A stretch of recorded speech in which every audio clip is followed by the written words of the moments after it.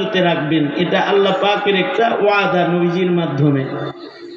হিসাব মতে তো এই আখিরি জমানায় যত পরিমাণ ফিতনা আছে, কিছু ফিতনা আছে চিনা যায় আর কিছু ফিতনা আছে চিনা যায় না।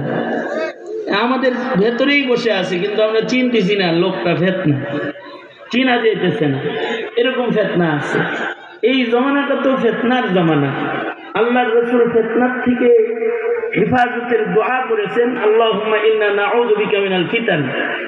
আল্লাহ আমরা আপনার কাছে ফিতনার থেকে পানাহ চাই, কারণ ফিতনাটা আশাদ্দু মিনাল কাতল, কতলের চাইতে ভয়ঙ্কর হলো ফিতনা। কারণ ফিতনা যখন শুরু হয়ে যায় তখন একটা কতল হয় না, কতল হাজার হাজার লাখো কতল হয়ে যায়। যেমন হাসিনা আওয়ামী লীগ ফিতনা, এটাও কিন্তু একটা ফিতনা গেছে, নতুন নতুন ফিতনা। সামনে আবার কোন ফিতনা যে আসবে আল্লাহ পাক ভালো জানেন। সামনে ফিতনা তো দিন